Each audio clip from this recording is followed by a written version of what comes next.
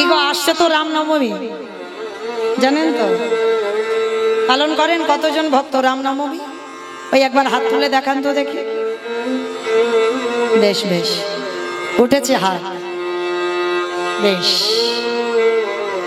কারণ সবার চরণ ধরে বলে যায়, কারণ কয়েকটা ব্রত আমাদের অবশ্যই পালন করা কর্তব্য, যেমন জন্মাষ্টমী, রামনবমী, এইগুলো আমাদের পালন করতে হবে। কিন্তু সীতামায়ের জন্মদিনটা আমরা অনেকে মনেই রাখি না, কিন্তু রামচন্দ্রের আবির্ভাব তিথি এটা অনেকের মনে থাকে। আর আপনারা চেষ্টা করবেন, অন্তত আমার রামচন্দ্র ছিলেন ত্রেতা যুগে মর্যাদা পুরুষোত্তম। ভগবান কৃষ্ণচন্দ্র বলছে, আমি যেটা বলছি তোমরা সেটা শোনো, আমি যেটা করছি তোমরা যেন জীবনে করো না। এটা কৃষ্ণচন্দ্রের আদেশ দাপরেতে। কারণ ভগবানের তো 16,108টা বউ ছিল, তাহলে ভগবান একবারও কিন্তু বলেনি যে আমি যেটা করছি তোমরা সেটা করো। ভগবান কৃষ্ণচন্দ্রের আদেশ, আমি যেটা বলছি তোমরা করো, আমি যেটা করছি তোমরা করো না। আর রামচন্দ্রের আদেশ ছিল, আমি যেটা করছি তোমরা সেটা করো, আমার আচরণগুলো অনুভব করো। কারণ রামচন্দ্র 14 বৎসর বাবা সন্ন্যাসী হয়েছিল, বনবাস শুধু নয়, আমরা জগতে জানি বনবাস হয়েছে, রামচন্দ্র সন্ন্যাসী হয়েছিল। আর আমরা জগতে যত যত ভক্তরা দেখতে পাই বাবা, রামচন্দ্র গেরুয়া বসন পরিধান করে আছে, যত ছবিতে দেখবেন। আদৌ নয়, রামচন্দ্র পরিধান করেছিল গাছের ছাল। সন্ন্যাসীকেই বলে 14টা বছর রামচন্দ্র গাছের ছাল পরিধান করেছিল। রামচন্দ্রের মাথায় ইহা বড় জটা হয়ে গেল 14 বছর, আর কোনদিন অন্ন আহার করেনি। রামচন্দ্র আহার করত গাছের ফল 14 বছর। একে বলে সন্ন্যাস। কেমন পিতৃসত্য পালনার্থে, জগতের কল্যাণের জন্য রামচন্দ্র তার রাজ্যের রাজা হয়ে কেমন মর্যাদাটা রেখেছিল। কারণ যখন সীতামাকে গর্ভবতী অবস্থায় লবকুশ গর্ভে ছিল, তাকে বনবাসে দিয়েছিল। কেমন মর্যাদা দেখেন, কোনো স্বামী দিতে পারবে না, কিন্তু দিয়েছিল রামচন্দ্র। কারণ রাজ্যের রাজা হয়ে সবার আদেশ পালন করেছিল, অক্ষরে অক্ষরে। নিজে কষ্ট পেয়েছিল, কিন্তু যখন যজ্ঞে বসেছিল দ্বিতীয়বার কিন্তু রাম বিয়ে করেনি। সোনার সীতা তৈরি করে বামে বসিয়েছিল, কিন্তু মনে যদি করতো রামচন্দ্র কি আর একটা বিয়ে করতে পারতো না? করেনি। কেন? তিনি হচ্ছেন মর্যাদা পুরুষোত্তম। ওই জন্য রামচন্দ্র যেটা করছে সেটা করে দেখাও। আর কৃষ্ণচন্দ্র বলছে, আমি যেটা করছি তোমরা পারবে না, ক্ষমতা নাই, আমি যেটা বলছি তোমরা সেটা শোনো। হ্যাঁ, তো এই জন্য প্রত্যেকটা মানুষের যে রঘুপতি রামচন্দ্রের এত বড় ত্যাগ, তাকে অনুসরণ করে তার আবির্ভাব তিথিটা আমাদের প্রত্যেককে পালন করা কর্তব্য। অবশ্যই আসছে রামনবমী, পালন করবেন। প্রত্যেকটা ভক্তকে বলে যাচ্ছি, কারণ এটা ওই যে বললাম, সংসার সুখের হয় রমণীর গুণে। কিছু কিছু ব্রত আমাদের পালন করতে হবে, কিন্তু মনে রাখতে হবে কলিযুগে সংসার ধর্ম বড় ধর্ম। সংসারে সুখ রেখে, সংসারে বর্তমান থেকে তোমাকে ভজন করতে হবে। বিষয়ের প্রতি আসক্তি থাকবে না। এই বিষয়ের প্রতি আসক্তি থাকবে না মানে সংসারে থেকে বৈরাগ্য হতে হবে। আর বৈরাগ্য বাবা যখন তোমার চরম সীমায় হবে, তখন তুমি সংসার ত্যাগ করে চলে যাবে, নয় বৃন্দাবন নয় নবদ্বীপ, আর সংসারে থাকার মনই থাকবে না। তাই বৈরাগ্যের কথা বলতে গিয়ে বাবা, আজকে আমরা একটু বৈরাগ্য নিয়ে 1 ঘন্টা আলোচনা করব। কিভাবে বৈরাগ্য আসবে, কিভাবে সংসারে থেকে আমরা ভজন করব, আজকে আমরা জানবো। কার চরিত্র শ্রবণ করি? বৈষ্ণব জগতে একজন শিরোমণি, যাদের পদ আমরা অবলম্বন করছি বাবা, যিনি হলেন রঘুনাথ দাস গোস্বামী। এই রঘুনাথ দাস গোস্বামী, যিনি জন্ম নিয়েছিলেন হুগলি জেলায় আদি সপ্তগ্রাম। এই হুগলি জেলার মাটিটা বাবা ধন্যাতি ধন্য মাটি। কিন্তু এই হুগলি জেলায় বাবা আমরা অনেকে যাই, বাবা তারকেশ্বরের মন্দির, অবিরাম ঠাকুরের শ্রীপাঠ, মানে সেই যে শ্রীদাম সখা, শ্রীদাম সখা তো কলিযুগে হয়েছে অভিরাম ঠাকুর। আর ওই অভিরাম ঠাকুরের শ্রীপাদ আছে কোথায়? খানাকুল, কৃষ্ণনগর, জায়গাটার নাম কৃষ্ণনগর। আমরা বাবা বহু কীর্তনে যাইতে ওইদিকে, বহুবার দর্শন হয়েছে। যারা যাবেন দেখে আসবেন। আজও সেই অভিরাম ঠাকুরের সেবিত বিগ্রহ ওইখানে পূজিত হয়। আর আদি সপ্তগ্রাম বাবা ছিল গোবর্ধন দাস, আর জ্যাঠামশাই হিরণ্য দাস। এদের দুই ভাইয়ের জুটিটা বাবা ঠিক ছিল রাম লক্ষণের মতো। তো আজকে এই যে রঘুনাথ দাস, ভালো করে শোনেন মা, তার সংস্কারটা কেমন ছিল? তার বাবা গোবর্ধন আর বাবা হিরণ্য দাস, এদের দুই ভাইয়ের জুটিটা ছিল ঠিক রাম লক্ষণ। রামের কথা বললে লক্ষণের নাম এসে যায়। দেখবেন কোন একটা মানুষ শুধু রামের কথা বলবে, বলতে গেলেই লক্ষণের কথা পিছনে এসে যাবে। ঠিক এই রকম এই গোবর্ধন দাসের কথা বললেই হিরণ্য দাসের কথা এসে যাবে। তা এদের দুই ভাইয়ের এমন বাবা হিতাহিত ছিল, গোবর্ধন দাস বিয়ে করেনি, ওই ভাইয়ের ছেলেটা রঘুনাথকে মানুষ করত। কিন্তু রঘুনাথ তো বাবা মানসিক করা সন্তান। মায়েরা মানসিক করা সন্তান মানে অনেকের মায়েদের মানসিক করা সন্তান আছে, আছে না? অনেক অনেক জায়গায় যাবেন দেখবেন অনেকদিন যদি সন্তান সন্ততি না হয়, কত মানত করে সন্তান হয়। তো আমি একটা কথা বলে যাচ্ছি, মা যদি মানত করেও না পাও, এক জায়গা যাবেন, এটা আমি হরিবাসরে গ্যারান্টি, তবে বিশ্বাস রাখতে হবে। এক জায়গা গেলে তুমি সন্তানের জননী হবে, সেটা হচ্ছে উত্তরপ্রদেশ রাধা কুণ্ডের পঞ্জিকাতে দেখবেন বাবা একটা স্নান যোগ থাকে, অষ্টমী তিথি, এই রাধা কুণ্ডের আবির্ভাব তিথি। এই আবির্ভাব তিথিতে বাবা স্নান করতে হবে। আর সময়গুলো পড়ে বাবা সবসময় রাত্রের দিকে, মানে যে বছরটা চলে গেল এই বছর পড়েছিল বাবা 10:30টার পর। এই স্নান যোগ থাকে, পঞ্জিকাতে লেখা থাকে, দেখবেন বৈষ্ণব তালিকা যদি কারো থাকে লেখা থাকবে এই রাধা কুণ্ডের আবির্ভাব তিথি। ওই আবির্ভাব তিথিতে গিয়ে লক্ষ লক্ষ ভক্তরা যান বাবা ওই রাধা কুণ্ডে স্নান করবার জন্য। আর যারা যারা বাবা তীর্থে যেতে পারো না, সব তীর্থে তো স্নান করা যায় না, সম্ভব কি? আমরা কর্মজীবী মানুষ, সব তীর্থে যদি স্নান না করো, একটা জায়গায় স্নান করলে বাবা সব তীর্থে স্নান হয়ে যাবে, যেটা হলো রাধা কুণ্ড। কারণ সকল তীর্থ মানে জগতে যত যত তীর্থ আছে সব তীর্থ তো রাধা কুণ্ডে আর শ্যাম কুণ্ডে, সব তীর্থ। ওই জন্য ওইখানে স্নান করলে, আপনারা যখন টুরিস্ট বাসে যাবেন, অনেকের এমন সময় নিয়ে যায় বাবা স্নান হয় না, কিন্তু যখনই যাবে, সে রাত 12টা হোক 1টা হোক, যখনই যাবে স্নানটা যেন না ভুল হয়, স্নান করবে। কেমন? এইটুকু আমার অনুরোধ। কারণ রাধা কুণ্ডে স্নান মানে ও সব কুণ্ডে স্নান হয়ে গেল, সব মানে তীর্থে স্নান হয়ে গেল। আর এই হিরণ্য দাস আর গোবর্ধন দাস রাধা কুণ্ডের তীরে গিয়ে মানত করেছিল যে রাধে স্নান করে শুদ্ধ বস্ত্র পরিধান করে আঁচলটা পেতে রাধারানীর কাছে কেঁদেছিল, রাধে তুমি যদি কৃপাময়ী হও, তুমি যদি প্রেমময়ী হও, তুমি যদি করুণাময়ী হও, কৃপা করে আমাকে একটা সন্তান দান করো। রাধারানীর আশীর্বাদের সন্তান এলো রঘুনাথ দাস। সেই রঘুনাথ দিনে দিনে বড় হলো, কিন্তু বড় হবার সঙ্গে সঙ্গে বাবা তার বৈরাগ্য ভাব এসে যাচ্ছে। কোনো কিছু খেলা ভালো লাগে না, কোনো কিছু খেলা নেই। যেমন বাবা আমরা তো সন্তান মানুষ করতে পারলাম না গো, পারলাম কি?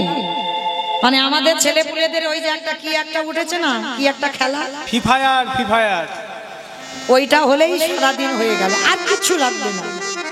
ওই যে আমার একটা বসে আছে, ও বাবা ভালো দেখতে হইল, মানে কখন মা ঘুমাবে আর তখন কখন পাশে থেকে চলে গিয়ে বসে ফ্রি ফায়ার হরি বল রাধে। তো ভাইরা খেলো খেলো, লক্ষ্য করে দেখো বাবা, এই রঘুনাথ দাস ছোটবেলা থেকে তার একটাই খেলা ছিল, বৈরাগ্য ভাব রাধা কৃষ্ণ সেবিব। নরোত্তম দাস ঠাকুরের বৈষ্ণব পদাবলী। জীবনে মরণে রাধা কৃষ্ণ সেবিব মুই, জীবনে মরণে যে স্থানে লীলা করে ওই আমার যুগল কিশোর, যে স্থানে লীলা করে আমার যুগল কিশোর। আজ সখীর সঙ্গে গিলি হইয়া, আজ সখীর সঙ্গিনী হইয়া, আজ তাহে রঘু রাধা কৃষ্ণ সেবিব মুই, জীবনে মরণে রাধা কৃষ্ণ সেবিব মুই, জীবনে মরণে। বৃন্দাবনে নিত্য নিত্য গোড়া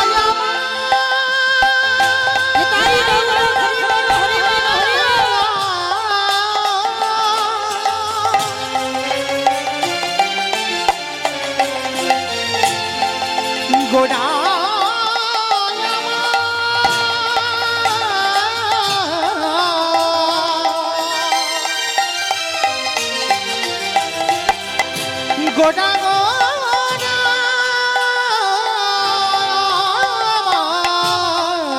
বৃন্দাবনে নিত্য নিত্য যুগল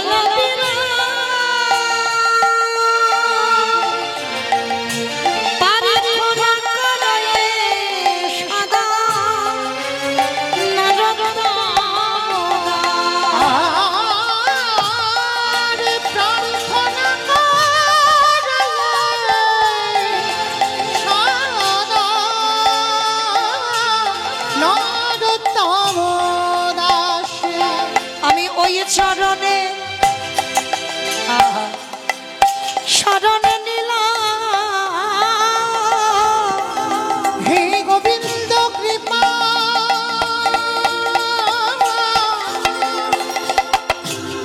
করো বলে আমি ওই চরণে শরণে নিলাম।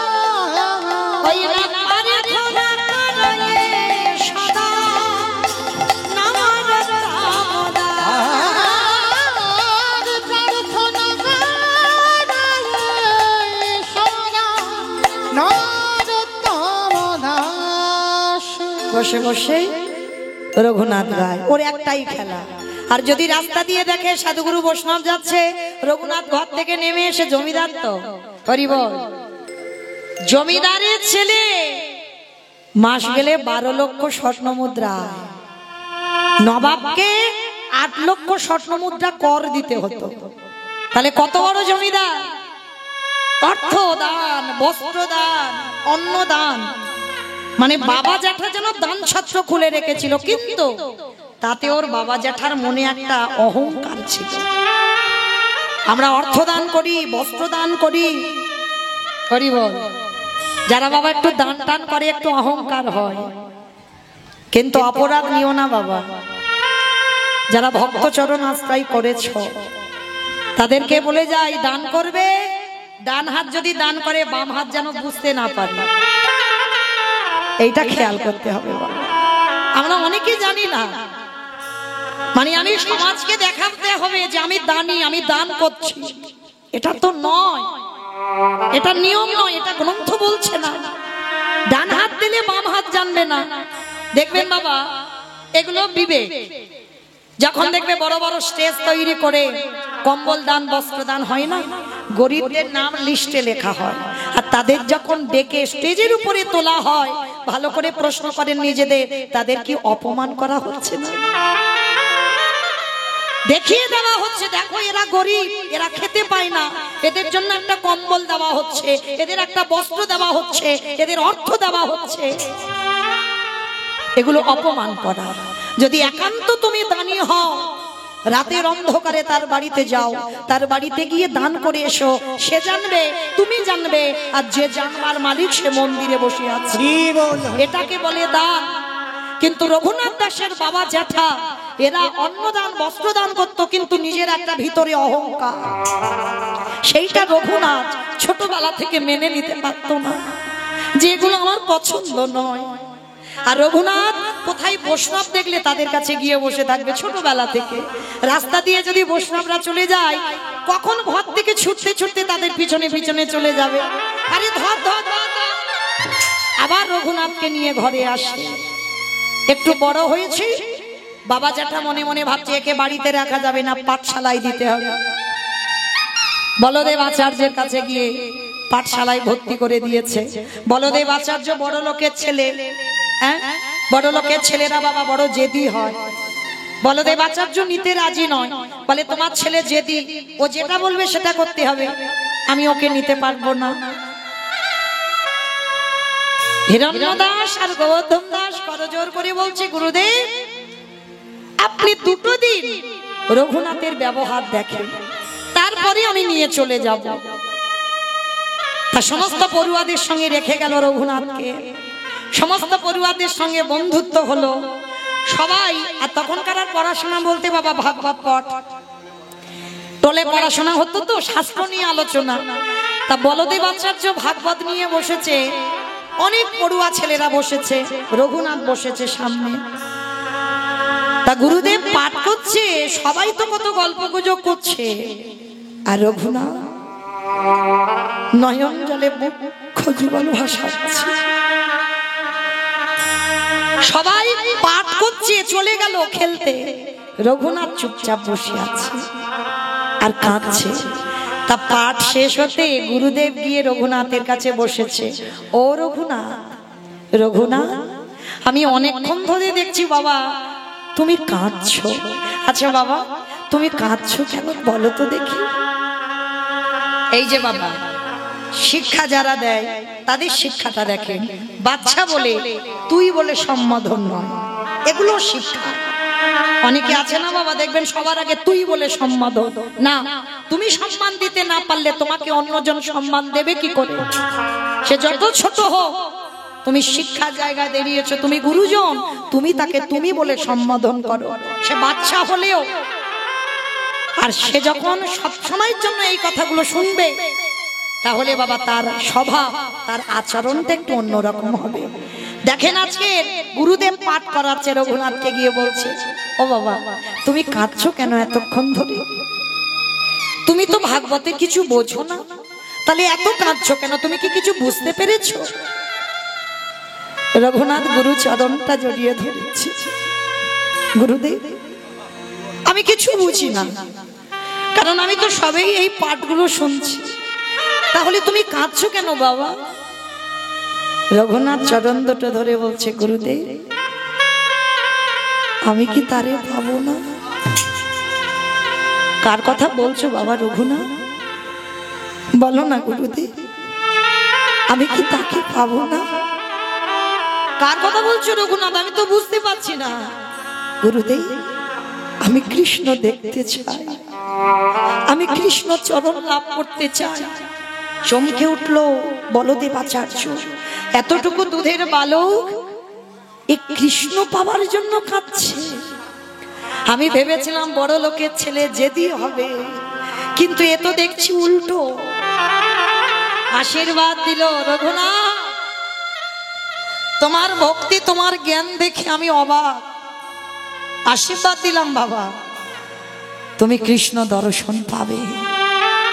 গুরুদেব আমি পাবো, আমি তাকে দেখতে পাবো? পাবে বাবা পাবে। আমি যদি ঠিক ঠিক গোবিন্দ সেবা করি, আমি তোমায় আশীর্বাদ দিলাম, তুমি কৃষ্ণ চরণ পাবে। আশীর্বাদ পেয়ে গেল গুরুদেবে।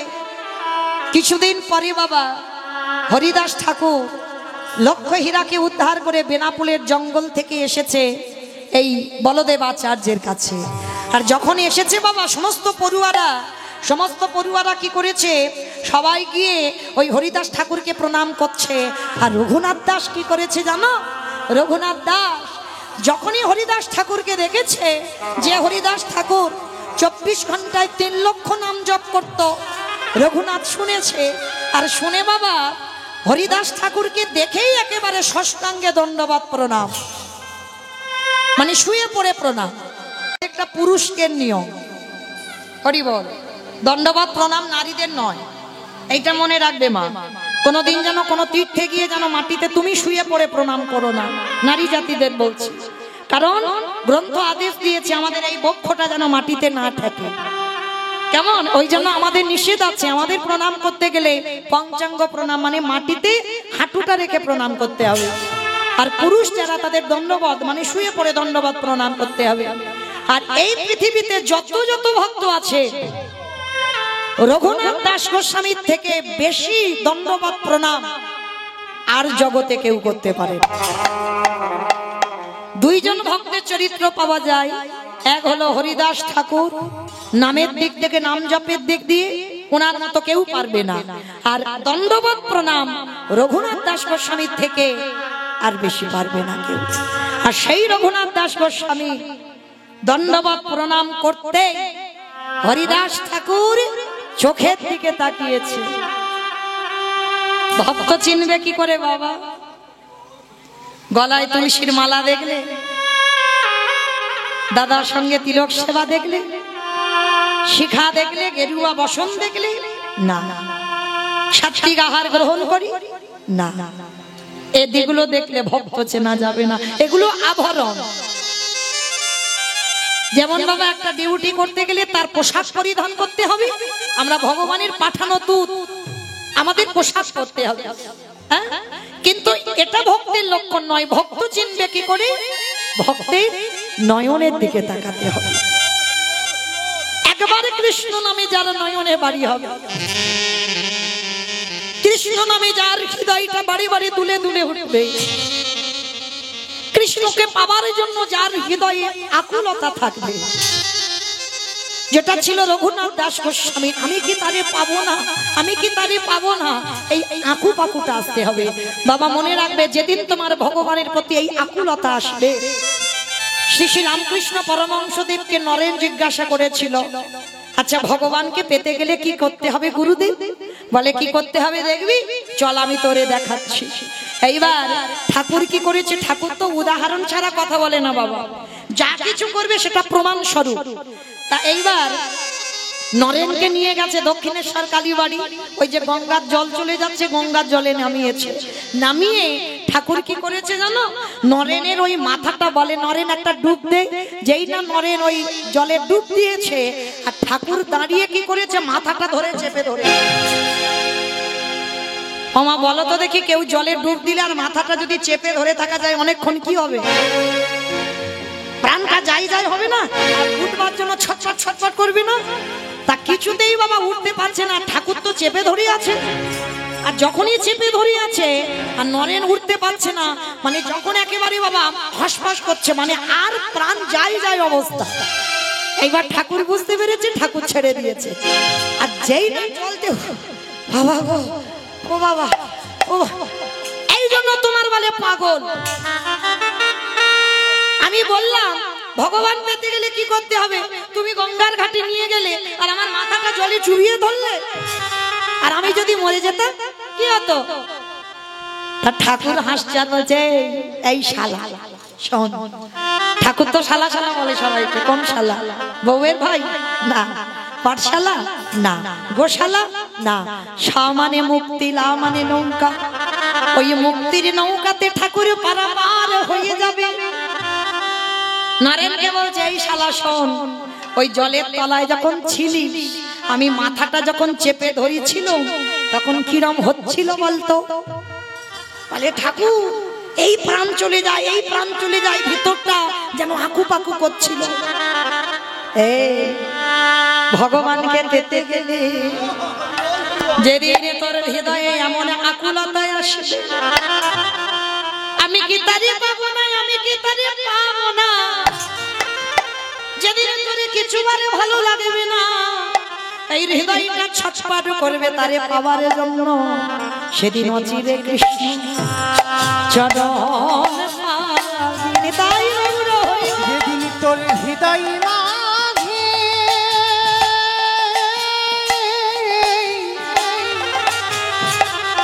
তোর হৃদয় মাঝে এমনই আকুলতা আসবে, সেদিনে ভগবানী চরণ পাবি। তাহলে আজকের রঘুনাথের দিকে তাকিয়েই বাবা চোখের দিকে বুঝতে পেরে গেছে, ওরে বাবা এই তো সেই মাটি, যে মাটিতে বীজ পুঁতে দিলে অঙ্কুরিত হবে। মানে গুরুজনদের মহাজনদের কথাগুলো দেখেছেন বাবা, এই সেই মাটি, এই মাটিতে পুঁতে দিলে বীজ অঙ্কুরিত হবে। কিসের অঙ্কুর? কৃষ্ণ প্রেমের অঙ্ক। রঘুনাথের মাথায় হাত দিয়ে বলছে, যার এত আকুলতা তার কৃষ্ণ কৃপা লাভ। ছোটবেলা থেকে গুরুজনদের মহৎদের আশীর্বাদ পেয়ে যাচ্ছে। এগো যে যারা যারা মহৎদের আশীর্বাদ পায় তাদের কি আর কোনো কষ্ট থাকে গো? পেয়ে গেল। আর ছোটবেলা থেকে রঘুনাথ ওই হরিদাস ঠাকুরকে অনুকরণ করত। অনুকরণ মানে ফলো করত, মানে হরিদাস ঠাকুর কেমন চলাফেরা করে, কেমন ভজন করে, কেমন পোশাক পরে, জমিদারের ছেলে হয়েও বাবা পরনে একটা বহির্বাস আর অন্তর্বাস, কোনো বিছানা নয়, ধুলার পরে রঘুনাথ জমিদারের ছেলে হয়ে শয়ন করে। কখনো খড়ের বীজ উপরে, কখনো ইট মাথায় দিয়ে, আর খেত কি জানো, বড় লোকের ছেলে হই 24 ঘন্টায় একবার আহার। কি গো, সকাল থেকে আমাদের টাইম বাই টাইম খাওয়া, শরীর ফিট রাখতে হবে, কন্ট্রোল করে রাখতে হবে। রাধে। কিন্তু বাবা যারা ভক্ত হয়েছ তাদের অধিক নিদ্রা আর অধিক আহার নিষিদ্ধ। অল্প সেবা করতে হবে, অল্প ঘুম, এইটা ভজনের প্রথম পাঠ। ব্রহ্ম মুহূর্তে উঠতে হবে বাবা, সে আমাদের বেজে যাচ্ছে 8টা 9টা 10টা, মানে আমরা ভজনের উপর দিয়ে চলি, তাই না?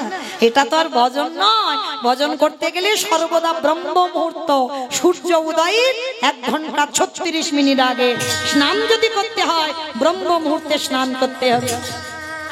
তা রঘুনাথ একবার আহার করতো। তা একদিনে হরিদাস বলছে, হ্যাঁ রে বাবা, তুই তো জমিদারের ছেলে, এতটুকু বয়স থেকে তুই আমাকে অনুকরণ করবি? গুরুদেব, বাবা গুরুদেব মানে কি যার কাছ থেকে শুধু দীক্ষা নেবে সেই গুরুদেব নয়, ওটা তো দীক্ষা গুরু। আর শিক্ষা গুরু, শিক্ষা কোনো গুরুদেব হয় না। যদি আপনাদের কাছ থেকে আমি একটা কোনো জিনিস পাই, সেটাও কিন্তু আপনি আমার গুরুদেব। ধরি বল, একটা গাছ, এই যে গাছ দাঁড়িয়ে থাকে দেখেন, প্রখর রোদ, কত সহিষ্ণুতা তা, ওই গাছও আমাদের গুরুদেব, আমাদের শিক্ষা দান করছে। তুমি যদি বৈষ্ণব পদ অবলম্বন করো, আগে গাছের মতো সহিষ্ণুতা হও। গাছের ডালপালা কেটে দিচ্ছে তবু প্রতিবাদ নেই। তোমাকে যদি কেউ এক গালে চড় দেয়, আর একটা গাল বাড়িয়ে দাও, তাহলে গাছও আমাদের একটা গুরুদেব। মানে যার কাছ থেকে তুমি একটুকু শিক্ষা পাবে, সে বাচ্চা হলেও সে হলো তোমার শিক্ষা গুরু। এই গুরুর জ্ঞান, এই আত্মজ্ঞান গুলো বাবা থাকতে হবে। আর যদি তোমার আত্মজ্ঞান এসে যায়, তাহলেই তুমি মহৎ জন হয়ে যাবে। নিতাই গৌর প্রেমানন্দে। হরি বল, হরি বল, হরি। তো আজকে রঘুনাথ এত বাবা বৈরাগ্য এসে গেছে, এইবার পড়াশোনা শেষ করে ঘরে গেল। সারাদিন শুধু হা কৃষ্ণ প্রাণ কৃষ্ণ বলে কাঁদে। বাবা যাতে একেবারে বিরক্ত হয়ে গেছে। ছেলেকে পাঠশালায় দিলাম তবু কৃষ্ণ ভোলে না, দাঁড়া কৃষ্ণ ভোলাতে হবে। এইবারে কারাগারে বন্দি করলো। কি গো, কৃষ্ণ ভোলাবার জন্য ছেলেকে কারাগারে বন্দি করেছে। সেই ভাগবতের প্রহ্লাদের মতো বাবা। হরিনাম করেছিল বলে 3 রাত 3 দিন কারাগারে হিরণ্যকশিপুর রেখে দিয়েছিল। আজকে রঘুনাথ দাস গোস্বামীকে ঠিক ওই রকম করেছে, কারাগারে রেখেছে, শৃঙ্খলে আবদ্ধ করে রেখেছে। কেন? যাতে বৈষ্ণব দেখলে চলে আর না যায়, আবার তো খুঁজে আনতে হবে, বেঁধে রেখেছে। রঘুনাথ হেসে বললে, বাবা গো, আমার বড় আনন্দ হচ্ছে। কেন আনন্দ হচ্ছে জানো? নিরজন জায়গা না হলে কৃষ্ণ ভজন হয় না বাবা, লোকালয়ে ভজন হয় না। এইটা যে যত অভিমান করো না কেন, আমার উপরে রাগ করো না কেন, তবু আমি বলবো লোকালয়ে ভজন হয় না। জপের মালা জপ করছি বাবা, কথা বলে যাচ্ছি, হাজার কথা হচ্ছে, এটা জপ হয় না। এটা তোমার দেহ একটু শুদ্ধ হচ্ছে, তুমি মনে শান্তি পাচ্ছ, এটা আসল ঘরে নাম হচ্ছে না। বাজার ঘাটে গিয়ে বাবা বাজারের দরদাম করছো জপের মালাতে নিয়ে, কিন্তু এটা কি নাম হচ্ছে? হচ্ছে না। নাম যদি করতে হয় যতটুকু তুমি করো, সে বাবা 1 মালা করো, 2 মালা করো, আর 1 লক্ষ করো, যাই করো না কেন, নিরজনে বসতে হবে। নিজে আসন শুদ্ধ করে বসো, আসন শুদ্ধ করে জপের মালা নিয়ে কোথাও গেলে তো আর গোবিন্দ চিত্রপট পাবে না। ওই গোবিন্দ ছবি হৃদয়ে অঙ্কন করো, ওই জপের মালা নিয়ে নয়ন জলে বক্ষ যুগল ভাষায়। যদি একবার কৃষ্ণ তোমার হলাম বলে কাঁদিতে পারো, তারই অচিরে কৃষ্ণ কৃষ্ণ কৃপা হবে।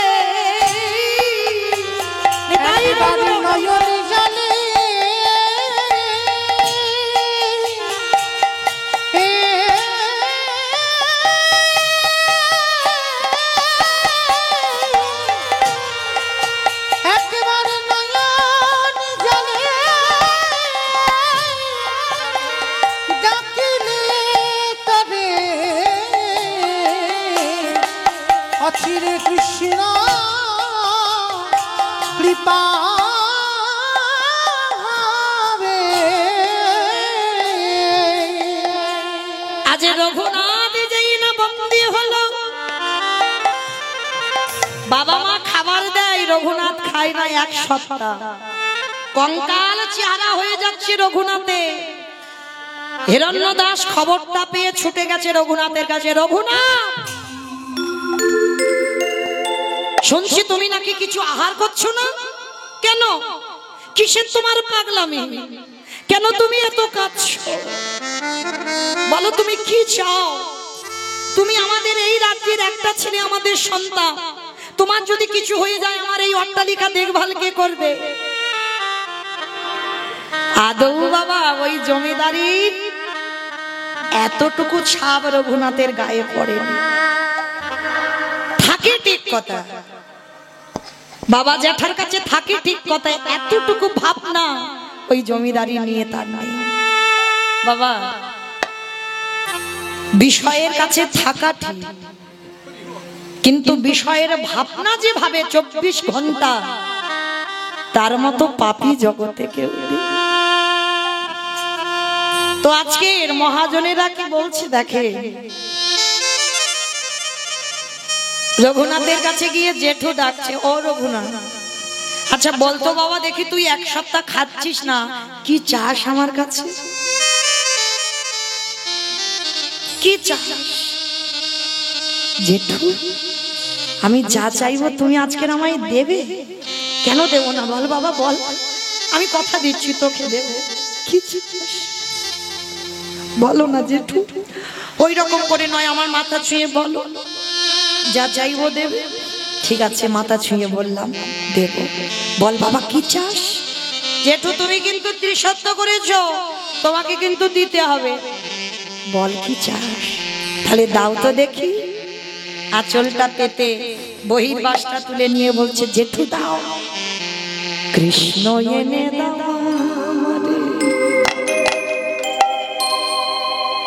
রে, কৃষ্ণ এনে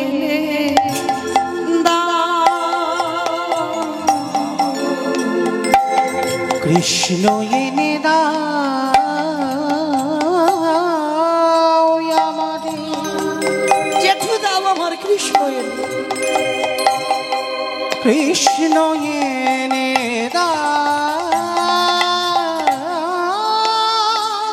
কৃষ্ণ ছাড়া জেঠু প্রাণে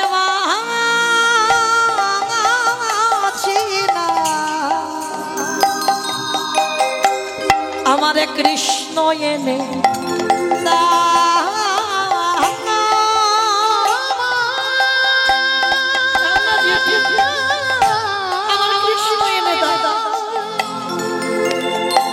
ওই কৃষ্ণ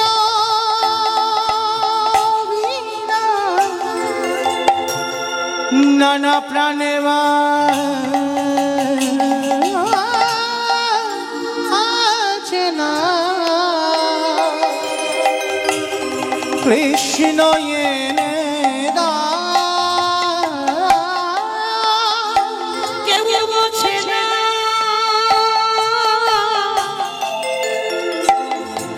আমার মনে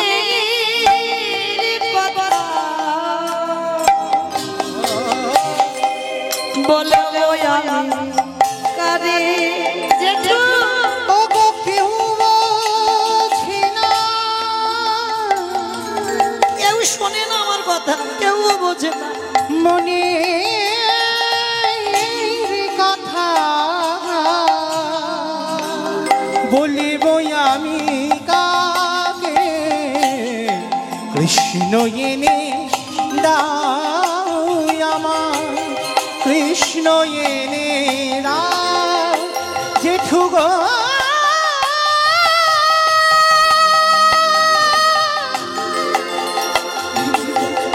আমায় কৃষ্ণ এনে দাও এনে দাও কৃষ্ণ এনে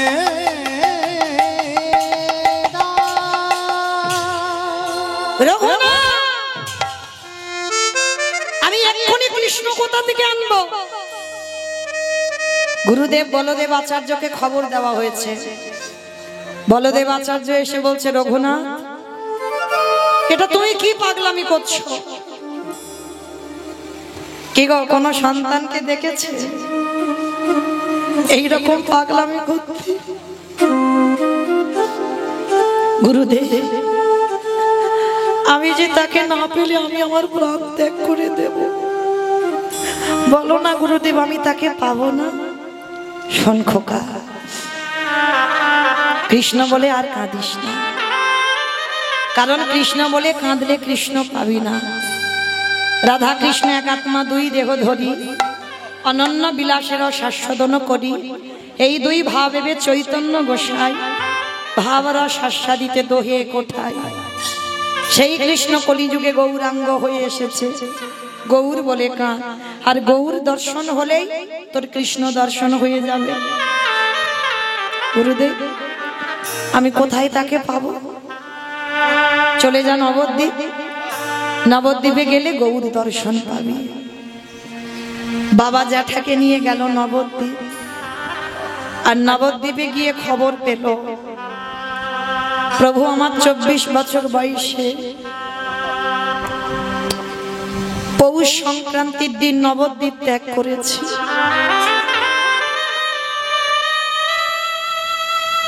গৌর প্রাণ গৌর বলে নদী আর মাটিতে আছাড় খেয়ে বলতো যদি মা আমি খবর পেলাম এমন সময় খবর পেলাম প্রভু সন্ন্যাসী মাঘ মাসে 1 তারিখে কাটোয়া কাঞ্চননগরে কেশব ভারতীর আশ্রমে গিয়ে সন্ন্যাস নিয়ে চলে গেল দর্শন হলো না ফিরে এলো রঘুনাথ বাবা জ্যাঠার সঙ্গে কিন্তু মনে আকুলতা আমার গৌর দর্শন করতেই হবে যেখানে সন্ন্যাসী গেছে আমি সেইখানে যাব প্রভু আমার সন্ন্যাসের কিছুদিন পর এসেছিল বাবা শান্তিপুরে অদ্বৈত আচার্যের ঘরে আর যেদিন অদ্বৈত আচার্যের ঘরে এলো আদি সপ্তগ্রাম কেন, গোটা জগৎবাসী জেনে গেল যে নিমাই শান্তিপুরে এসেছে। তা যখনই আদি সপ্তগ্রামে খবরটা এসেছে, সঙ্গে সঙ্গে বাবা জ্যাঠাকে নিয়ে রঘুনাথ ছুটে গেল অদ্বৈত আচার্যের ঘরে।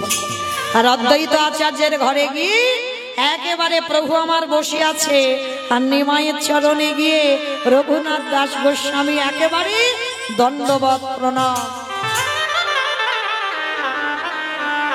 আর যেই না রঘুনাথের মাথাটা গৌরের চরণে ঠেকলো, একে এ তো আমার সেই ফসল যে মাটিতে আমি বীজ পুঁতে অঙ্কুরিত করেছি, এই তো সেই ফসল। ভক্ত জগতে আসে বাবা, ভগবান তো পাঠায়। এই জগতে বাবা এখন তার দেবতাদের দেখা যাবে না, যাবে কি অসুরদের দেখা যাবে? যাবে না। মানুষের মধ্যে সব খুঁজে বের করতে হবে তোমার। মানুষের মধ্যেই আছে দেবত্ব, মানুষের মধ্যেই আছে অসুরত্ব। স্বর্গে যেতে লাগবে না, এটাই স্বর্গ, এটাই এখানেই সবকিছু খুঁজতে পাবে। হ্যাঁ, এটাই স্বর্গ, এটাই নরক, এখানে সব পাওয়া যায়। অনুভবটা লাগবে, অনুভূতিটা লাগবে। তো আজকে যেই না বাবা রঘুনাথের মাথায় হাত দিয়ে আজকের ভক্তদের আদেশ দিল, যাও আমি যে পাত্রে প্রসাদ পেয়েছি ওই পাত্রে থেকে প্রসাদ একটু রঘুনাথকে দিয়ে দাও। হয়ে গেল কৃপা বাবা। আর কিছু বাকি থাকে? মহাপ্রভুর উচ্ছিষ্ট প্রসাদ পেয়ে গেল রঘুনাথ। গৌরচরণে কটা দিন রইল, গৌরচরণ বসে সেবা করা, হরিনাম সংকীর্তন করা,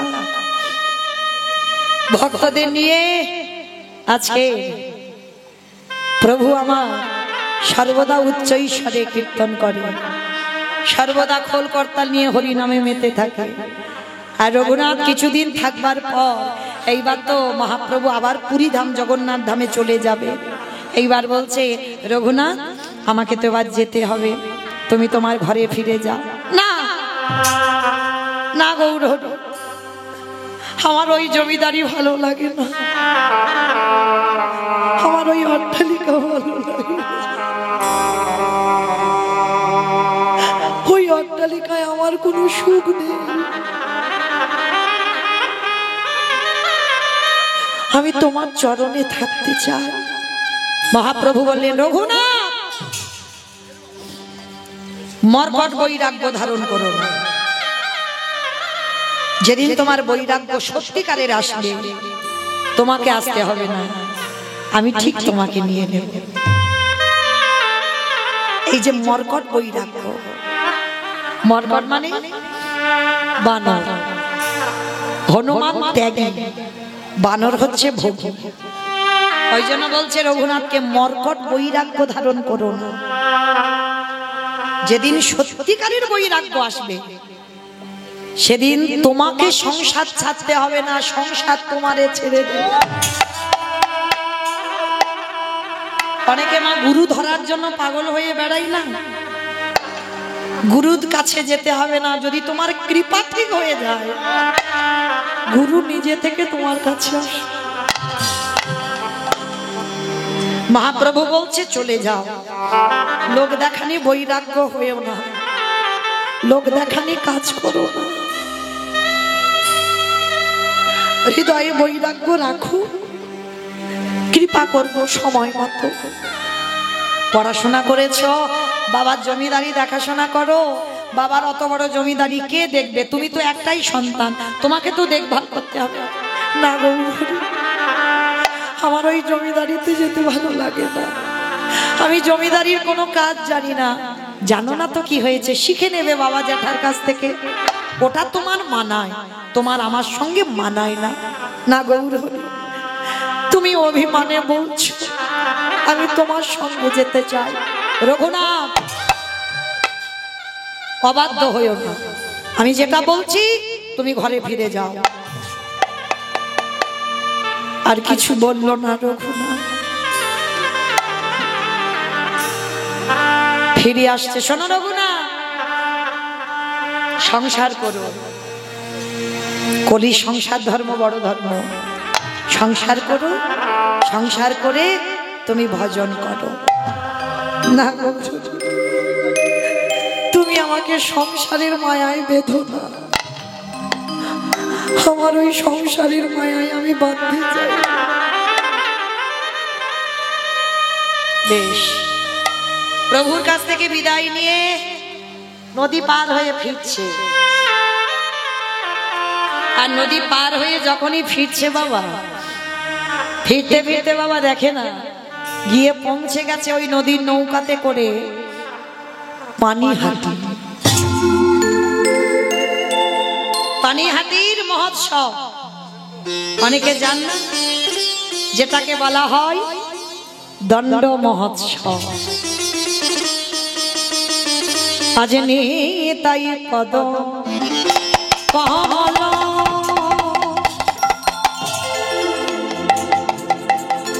কোটি চন্দ্র সুশীতল নিতাই পদ কমল কোটি চন্দ্র সুশীতল।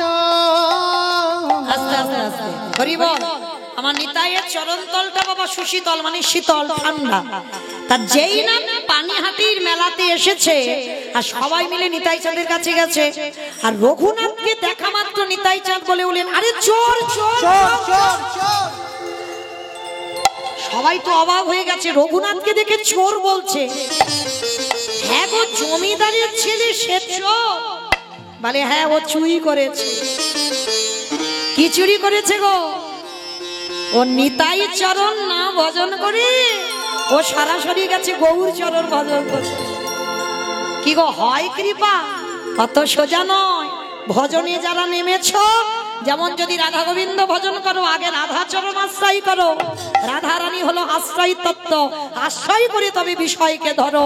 ঠিক তদ্রূপ যদি আমার নিতাই গৌরকে ভালোবাসো, তাহলে আমার নিতাইয়ের চরণ আগে ভজন করো, তারপরে গৌর চরণ পাবে। আর গৌর চরণ পেলে তবে ব্রজে যেতে পারবে, আর ব্রজে গেলে তবে রাধা কৃষ্ণের নিত্য যুগল দেখবে। নিতাই গৌর হরি বল হরি বল। তাই তো বৈষ্ণব মহাজনেরা বলছে, নিতাই পদ কমল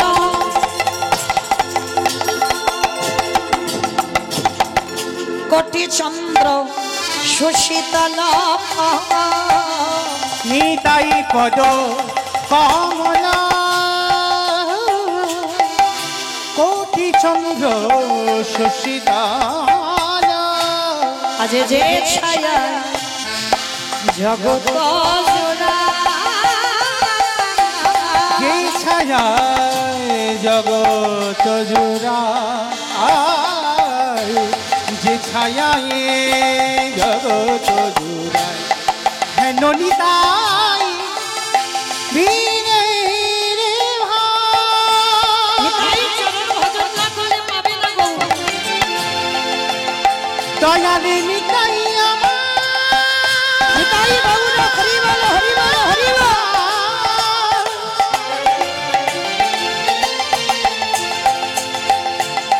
দয়ালে নিতাই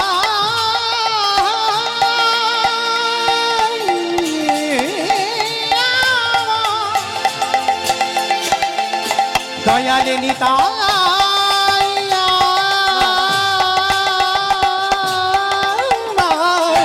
হেন নিতাই বিনে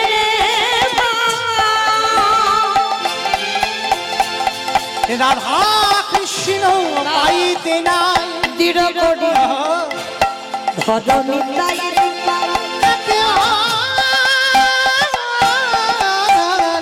দৃঢ় করি ভজ নিতাই পা।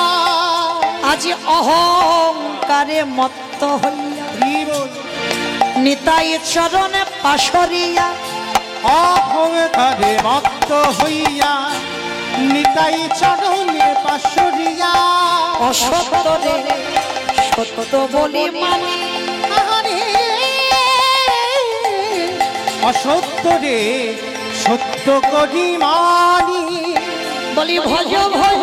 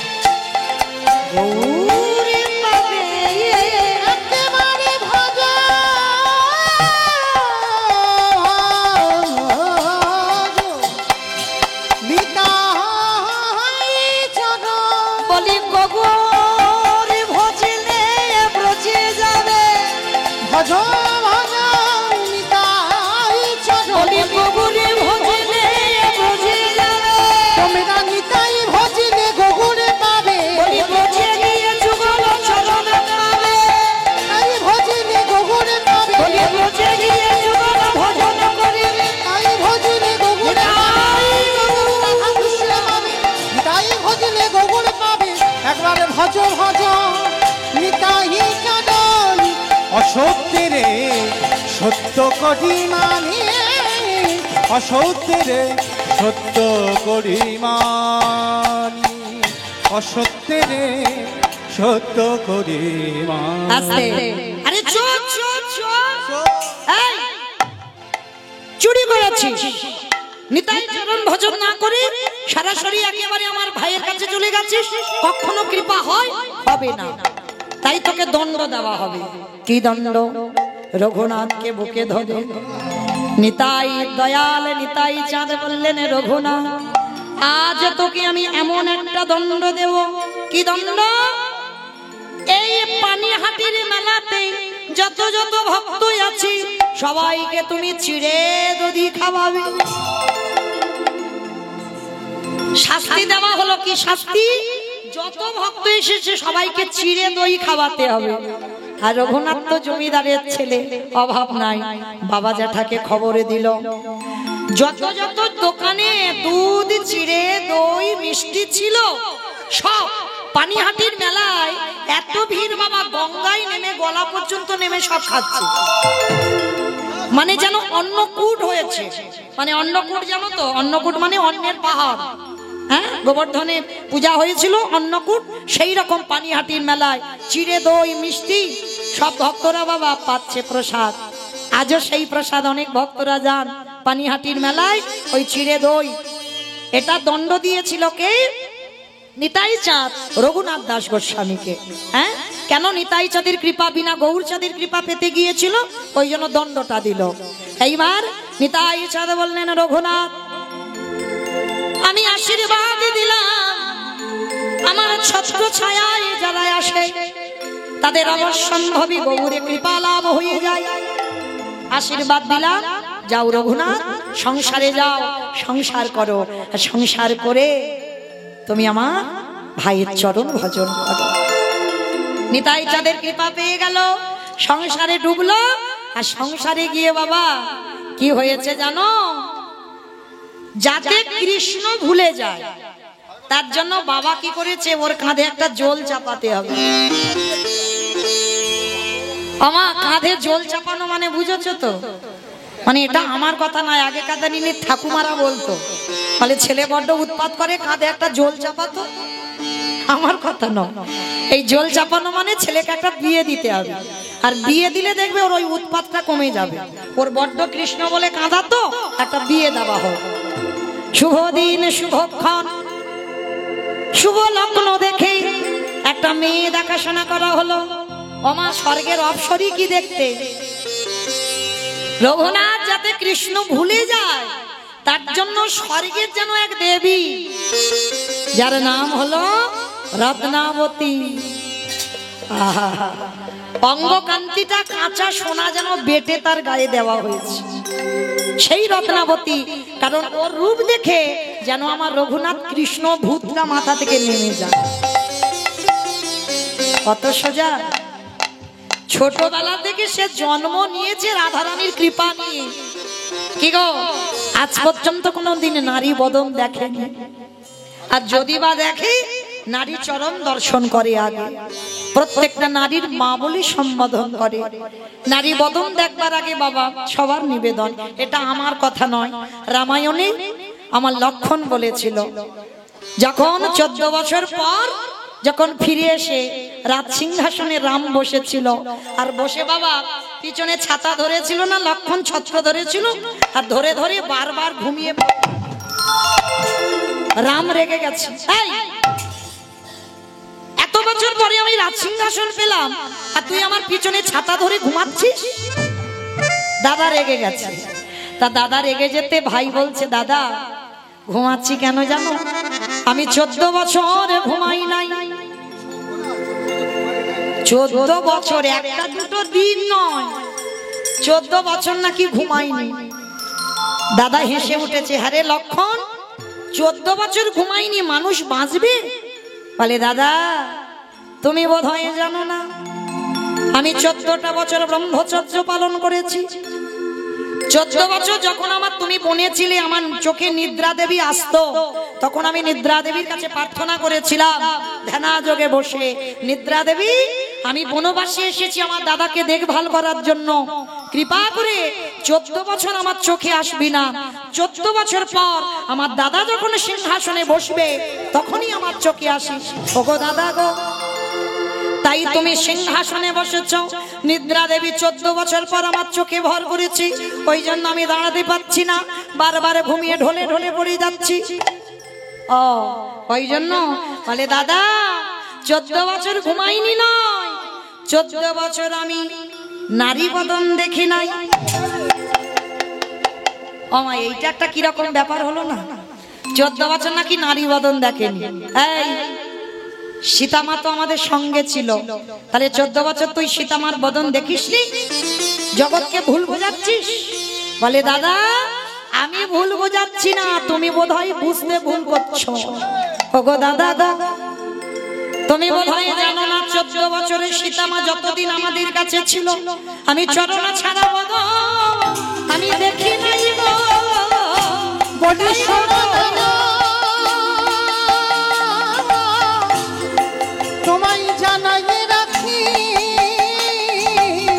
আমি চরণে ছাড়া বদন দেখি না গো। 14 বছর তুই নারী বদন দেখিসনি? বলে, হ্যাঁ দাদা, তুমি তো জানো নারীদের যদি সরাসরি বদন দেখা হয় অপরাধে পড়ে, পাপের মধ্যে পড়ে, কিন্তু যদি তারা চরণ দেখে বদন দর্শন করা যায়, সেই অপরাধীকে কোনোদিন অপরাধ বলে গণ্য করা হয় না। তাই আমি দেখতাম মায়ের বদন, কিন্তু চরণ দেখে তারপরে বদন। আর রঘুনাথ দাস গোস্বামী ছিল ওই রকম, আগে নারী চরণ দেখতো মাতৃজ্ঞান, রাধারানীর জায়গায় বসিয়ে রাখতো, কারণ রাধারানীর বরপ্রাপ্ত ছেলে তো, রাধারানীর জায়গায় নারীকে বসিয়ে রাখতো। আর সেই বাবা মা রঘুনাথকে ভোলাবার জন্য আজকের বিবাহ স্থির করেছে দিনক্ষণ দেখে। আমায়রা একটু বিয়ে বাড়ি আনন্দ টানন্দ না হলে হয় বলো? একটু খাওয়া দাওয়া হবে, আনন্দ হবে, নাচানাচি হবে, তবে তো বিয়ে বলে মানাবে, তাই না? ওই একটু উলুধ্বনি দাও। বরেলো বরেলো বলে, বরেলো বরেলো বলে পড়ে গেল সারা, বরেলো বরেলো বলে পড়ে গেল সারা গো।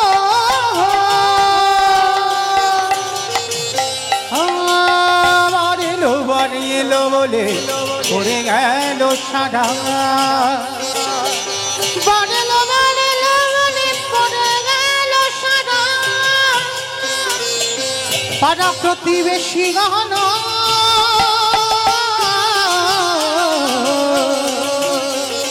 হলো দিশে হারা গো, হলো দিশে হারা, পাড়া প্রতিবেশী গহন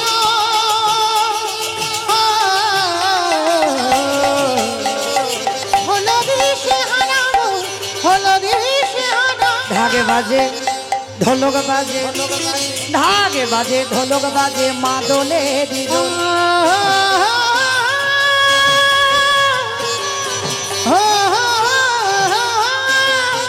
ঢাকে বাজে ঢোলকে বাজে মাদলে দিদোল, ঢাকে বাজে ঢোলকে বাজে মাদলে দিদোল, উলুধ্বনি শঙ্খধ্বনি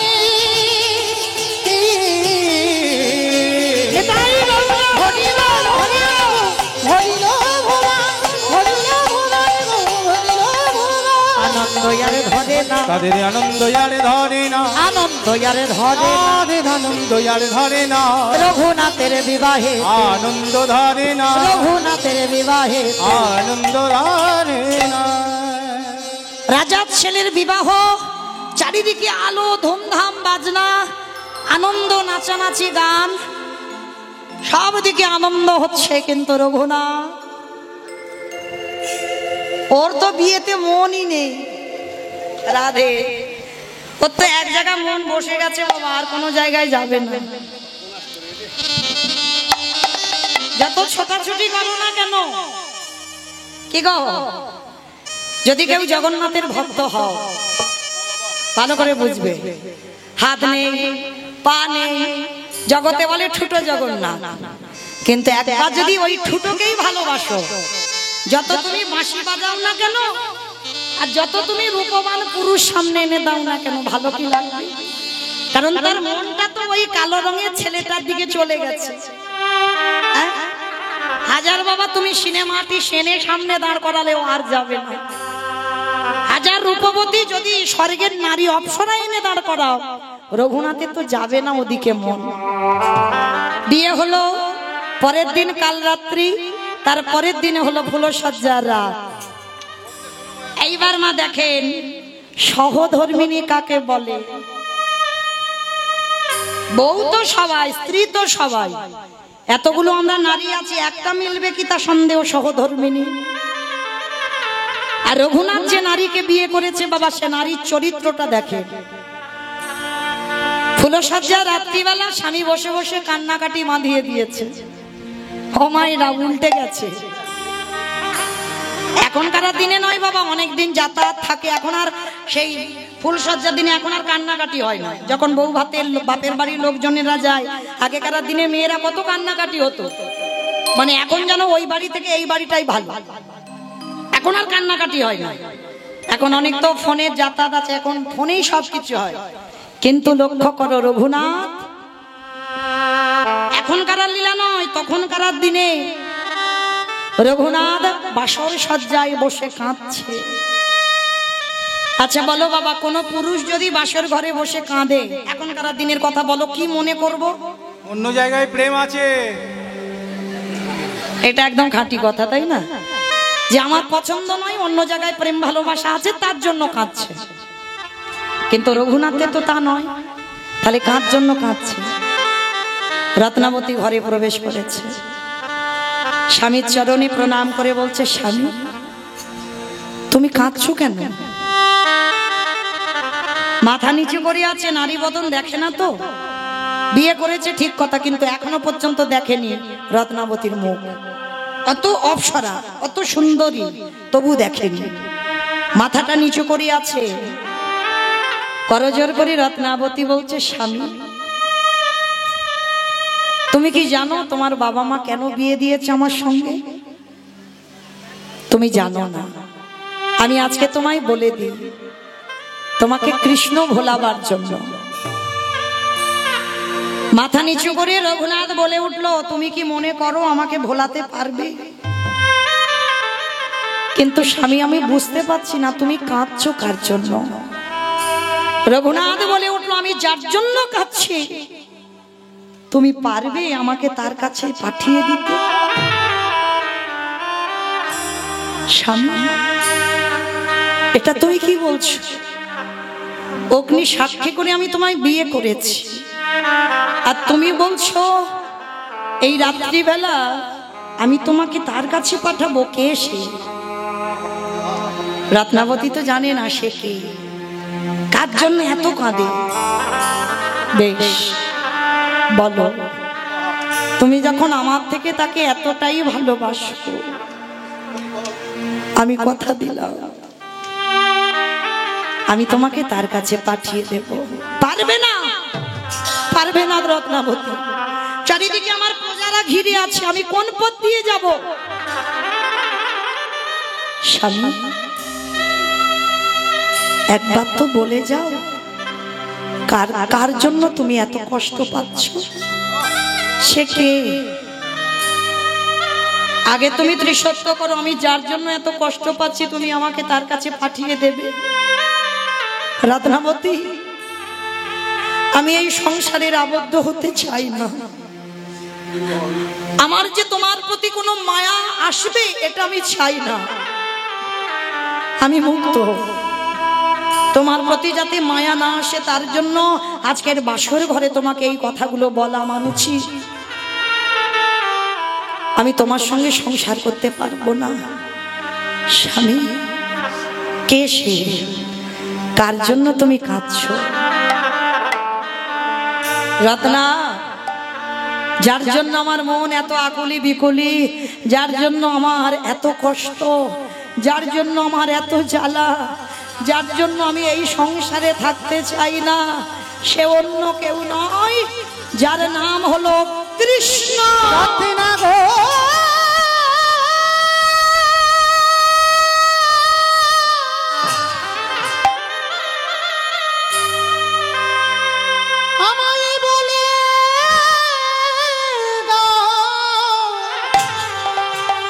আমি কোথা গেলে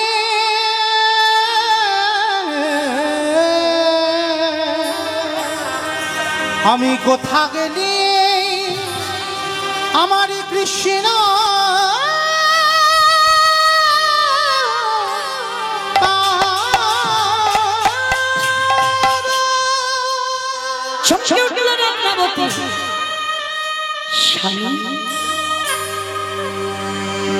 তুমি কৃষ্ণের জন্য কাঁদছো? আমাকে বিদায় দাও। আমি এই বাসর ঘরে আমি তোমাকে ফেলে রেখে চলে যেতে চাই। বেশ, আমি কথা দিলাম, এই তো 3টে দিন আমি তোমার চরণে থাকলাম। বিয়ে হলো, তারপরের দিন কাল রাত্রি গেল, আজকের বাসর ঘর। আর আমি কথা দিলাম স্বামী, চিরজনমের মতো তোমাকে আমি ছেড়ে দেব। রত্না, ভেবে বলছো তো আর কোনোদিন তুমি আমায় পাবে না? স্বামী, জীবনে যতদিন বাঁচব তোমার এই 3 দিনের শীতটুকু নিয়ে আমি বেঁচে থাকবো।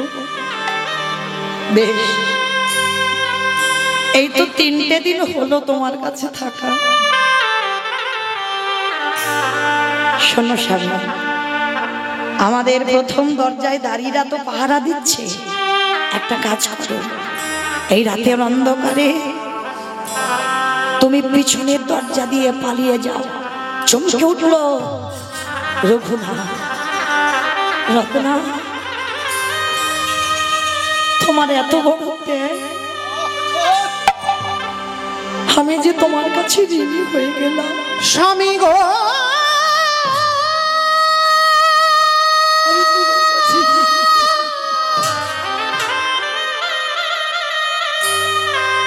তুমি চলে যাও,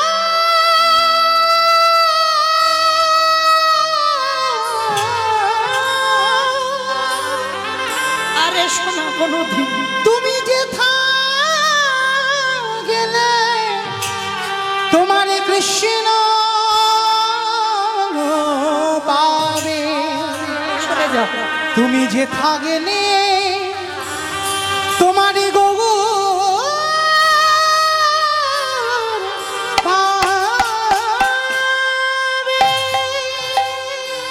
শেষ বেলার মতো রত্নাবতী একবার স্বামীর চরণে প্রণাম। আমি সুখের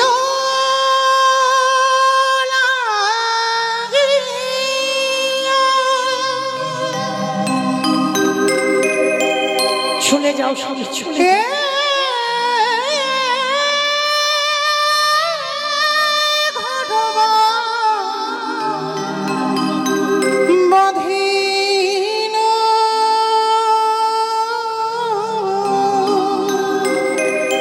আর ফিরে এসো। স্বামী আহানালে পুরিয়া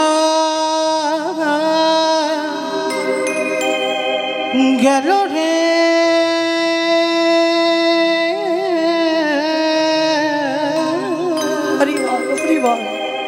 সবই আনানে পুরিয়া গেল।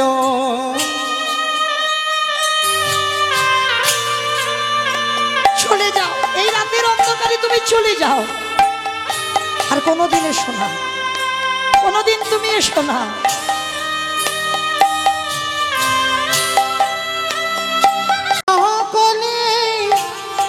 গড়ল ভেল রে সকলি গড়ল ভেল। নিতাই গৌর প্রেমানন্দে হরি বল হরি বল হরি বল।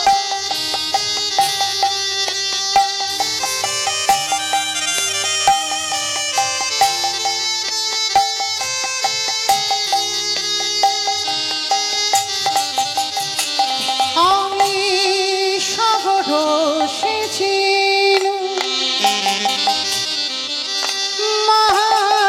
আমি কলকান সাগর সেছিল মানি কলকান এই অভাগীর কারো দোষে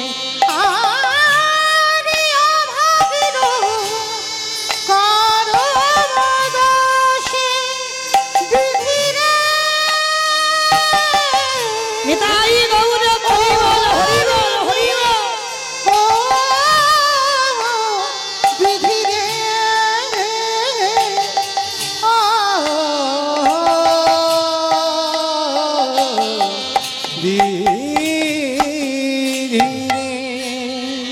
আজ নয়নের জলে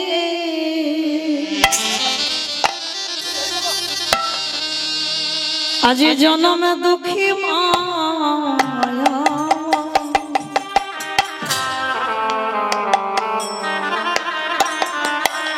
ওই মাসুর ঘরে মা রত্নাবতী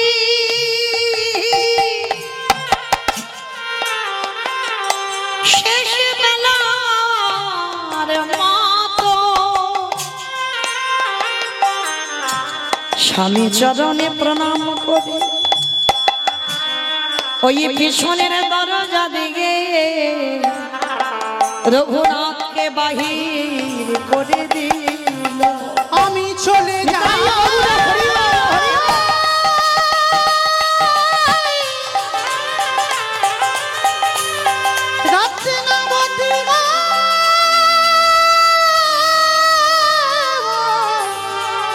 আমি চলে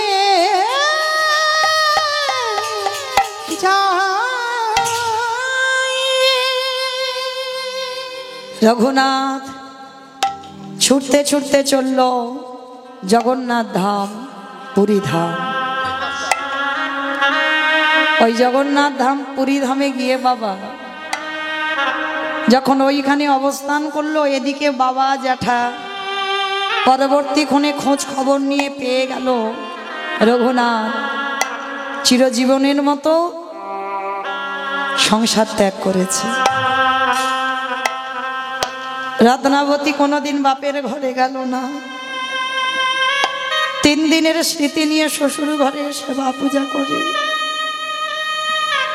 যখন বাবা জ্যাঠা খবর পেল বাবা অন্ন বস্ত্র অর্থ পাঠায় পুরী ধামে, আর রঘুনাথ সেইগুলো নিয়ে পুরীতে দান করে, জগন্নাথ ধামে দান করে গরিব ব্যক্তিদের। কিন্তু জগন্নাথ ধামে গেল, আমার মহাপ্রভু একদিনের জন্য রঘুনাথের সঙ্গে দেখা করেনি, রঘুনাথের মুখও দেখতে চায় না। একদিন রঘুনাথ স্বরূপ দামোদরকে প্রশ্ন করলো, আচ্ছা প্রভু, তুমি তো আমার ভগবানের সঙ্গে থাকো, আমার ভগবানকে একবার জিজ্ঞাসা করো তো, এতদিন হয়ে গেল আমি জগন্নাথ ধামে আছি, প্রভু আমাকে দর্শন দিচ্ছে না কেন? আমার অন্যায়টা কি, আমার অপরাধটা কি যদি আমি জানতে পারতাম। মহাপ্রভু কাছে গিয়ে স্বরূপ দামোদর জিজ্ঞাসা করলো। স্বরূপ দামোদরের প্রশ্নে উত্তর দিয়েছিল মহাপ্রভু, স্বরূপ তুমি রঘুনাথকে গিয়ে খবরটা দিয়ে দিও, ও যে পুরী ধামে ওর বাবার ওই সম্পত্তি নিয়ে যে দান ধ্যান করে না, এটা আমার পছন্দ নয়, আমি চাই না। কারণ ওর বাবা, ওর জ্যাঠার অহংকার, অন্ন দান দেয়, বস্ত্র দান দেয়, অর্থ দান দেয়, এইটা আমি চাই না। স্বরূপ গিয়ে খবরটা দিল, রঘুনাথ তোমার বাবার পাঠানো জিনিস তুমি দান করো, ওটা মহাপ্রভুর পছন্দ নয়, ওই জন্য দেখা করে না। বেশ, খবর পাঠালো রঘুনাথ বাবার জ্যাঠার কাছে, তারা যেন কিছু আর না পাঠায়, বন্ধ হয়ে গেল। এবার রঘুনাথের কি করে জানো? রঘুনাথ পুরী ধামে দাঁড়ে দাঁড়ে ভিক্ষা করে, মাধুকুরি করে। জমিদারের ছেলে, কতটুকু কৃষ্ণ ভক্ত হয়েছো বাবা? অট্টালিকাতে ভজন হবে না, ভজন করতে গেলে অট্টালিকা থেকে নেমে বাবা দাঁড়ে দাঁড়িয়ে ভিক্ষা করতে হবে, মাধুকুরি করতে হবে। রঘুনাথ শেখালো, দাঁড়ে দাঁড়িয়ে ভিক্ষা করে প্রসাদ পায়। আর যখন দাঁড়িয়ে দাঁড়িয়ে ভিক্ষা করে, তবু আমার গৌরহরি দেখা করছে না। আবার জিজ্ঞেস করলো, স্বরূপ গিয়ে জিজ্ঞাসা করে তো প্রভু দেখা করছে না কেন? স্বরূপ গিয়ে জিজ্ঞাসা করছে, মহাপ্রভু বলছে, স্বরূপ তুমি রঘুনাথকে গিয়ে বলে দাও, ও যেই দাঁড়ে দাঁড়িয়ে ভিক্ষা করে প্রসাদ পায়, ওটা আমার পছন্দ নয়। কত পরীক্ষা দেখেন ভক্তকে, ওটা আমার পছন্দ নয়। তাহলে কি করব? এইবার রঘুনাথ আনন্দ বাজার, যারা পুরীতে গেছেন অবশ্যই দেখেছেন, যেখানে মহাপ্রসাদ বিক্রি হয়, আনন্দ বাজার। ওই আনন্দ বাজারে একাধারে ভিখারির মতো বসে আছে। যদি কেউ দেখে ভিখারি মনে করে, যদি কেউ কিছু দেয়, তবেই রঘুনাথ প্রসাদ পায়। অযাচিত ভাবে কারোর কাছে চাইলে হবে না যে আমার খিদে পেয়েছে দাও, প্রভুর এটা পছন্দ নয়। তা আনন্দ বাজারে যেই না বসে আছে, প্রসাদ পাচ্ছি, তবু প্রভু দেখা করছে না। আবার স্বরূপ গিয়ে জানতে চাইল, প্রভু রঘুনাথ তো সবকিছু ছেড়ে দিয়েছে, তাহলে দেখা করছে না কেন? বলে, শোনো স্বরূপ, রঘুনাথকে গিয়ে বলে দিও, ও যে ওই আনন্দ বাজারে বসে থাকে আর ওকে যে ভিখারি মনে করে কেউ দেয়, ও খায়, ওটা আমারও পছন্দ নয়। কি গো, ঘষে বেজে নেবে না? প্রভুর আজ্ঞা শিরোধার্য। এবার কি করে সেবা করবে, কি করে বাঁচবে? ঠিক আছে গৌর, তুমি যখন এগুলো চাও না, তাহলে আমি এবার আর করবো না। এক সপ্তাহ হয়ে গেল, রঘুনাথ বসে আছে। এবার বড্ড খিদে পেয়েছে। এক সপ্তাহ পর, গৌর এবার যে আমার বড্ড খিদে পাচ্ছে,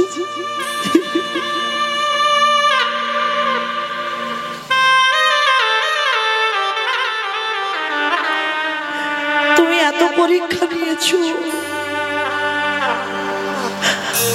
আমি যদি মরে যাই, আমি তোমার দর্শন করবো কি করে?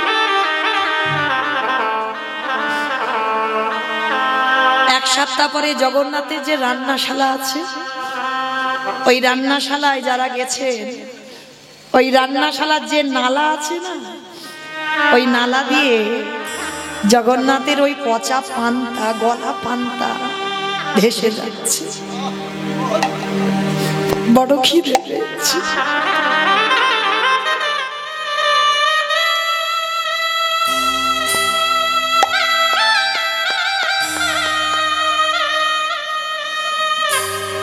ওই গলা পচা পান্তা তুলে নিয়ে একটু ধৌত করে তাতে লবণও নেই। খিদে পেয়েছে তো গৌর হরিকে ভজন করতে হবে, তো ওই পচা পান্তাটা তুলে নিয়ে সবে রঘুনাথ এক গ্রাস দিতে যাবে।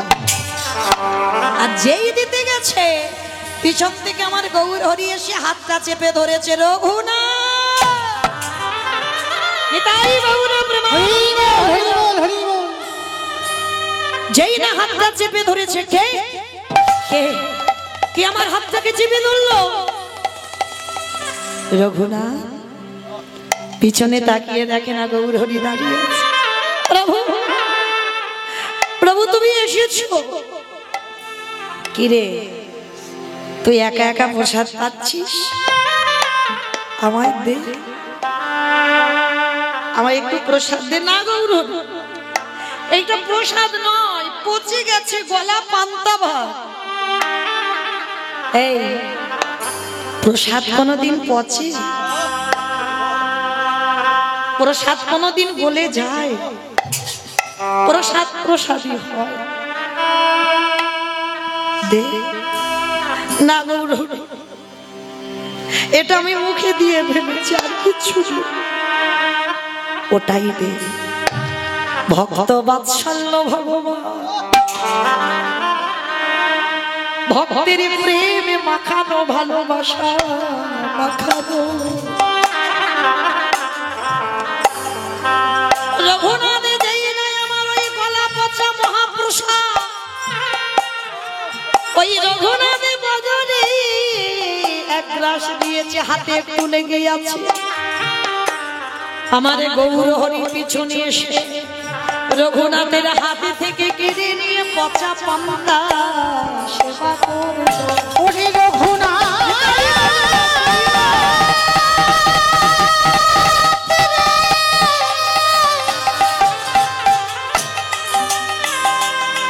ওরে জগতে সবাই আমায় ভালোবাসে, কিন্তু তোর মতো করে এমনই অনুরাগ ভরে আমায় কেউ ডাকে না রে। একেবারে দে দে আমায়, আমায় প্রসাদ দে। রঘুনাথ নয়ন জলে বহু ভাষায়, দেখো কেমন ভক্ত আর কেমন ভগবান। ভক্তের উচ্ছিষ্ট প্রসাদ ভগবান সেবা করিল। রঘুনাথের আকুলে প্রাণে কেঁদে বলল গৌর হরি, এটা পাপ, এটাই অপরাধ। রঘুনাথ তুই বোধহয় জানিস না আমি ভক্ত বড়। ও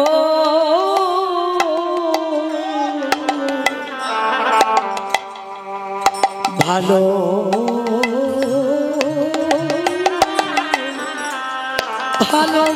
ভালোবাসি, তাই তো যুগে যুগে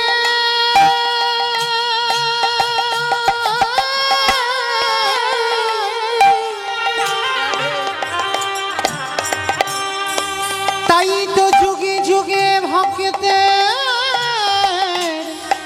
কাছে আসি। ওরে রঘুনাথ, আমি যে ভক্ত বড়,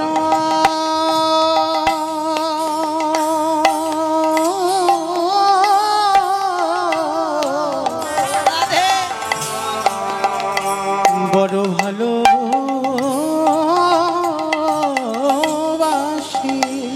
ওগো এ যুগে না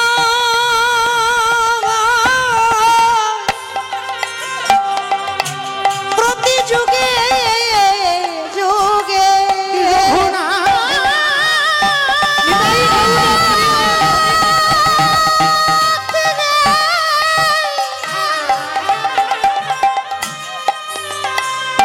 যে জন্য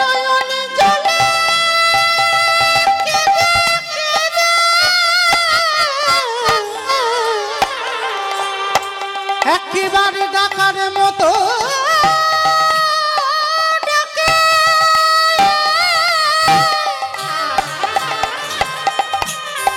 আমি ভগবান হয়ে সেই ভক্তে দাঁড়ি আমি সারা জীবন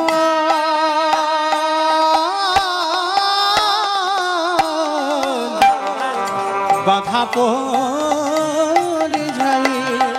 ভক্তই আমার মাতা পিতা, ভক্তই আমার গুরু, ভক্তই আমার রেখেছে নাম বংশা কল্পতরু। ভক্ত সেবা দিলে আমি সেবা পাই, ভক্ত সেবা না দিলে আমি উপবাসে যাই। যেই না নয়ন জলে রঘুনাথ কাঁদিল, রঘুনাথকে আশীর্বাদ দিয়ে রঘুনাথ বৃন্দাবনে ছুটে চলল রাধা কুণ্ডের তীরে। আর রাধা কুণ্ডের তীরে গিয়ে আকুল প্রাণে যখনই কাঁদল, আরে কি আমার ভগবান থাকতে পারে? প্রেমময়ী রাধা রানী আমার ওই রঘুনাথের চোখের জল দর্শন করে রঘুনাথ ধুলার পড়ে পড়ে কাঁদছে। প্রখর রোদ বৃষ্টি আমার প্রেমময়ী রাধা রানী আঁচলটা আড়াল করে দিয়ে দাঁড়িয়ে আছে। রঘুনাথ মনে মনে ভাবলো কি আমাকে আচ্ছাদন করলো। যেই না পিছনে তাকালো, দেখলো এক রমণী। সে তো রমণী নয়, সে হলো বৃন্দাবনে আলা ভোলা গোপালিনী রাধা রানী। রাধারানীকে দর্শন পেল। নিতাই গৌর হরি বল, হরি বল, রাধে গো কৃপা করো।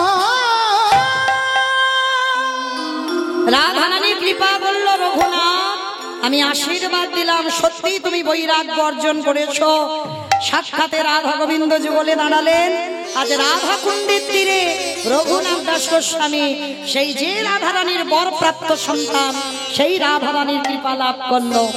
স্বামীর বামে, স্বামীর বামে, স্বামীর বামে দাঁড়াইল নবীন কিশোরী গো। স্বামীর বামে দাঁড়াইল নবীন কিশোরী, স্বামীর বামে দাঁড়াইল নবীন। আস্তে সবাই দেখি, হাত দুটো তোলো তো দেখি সবাই, প্রত্যেকে। পদ্মের পাতায় পাতায় দিচ্ছে করতালি, পদ্মের পাতায় পাতায় দিচ্ছে করতালি গো, পদ্মের পাতায় পাতায় দিচ্ছে করতালি। যেন নাচে মাঝে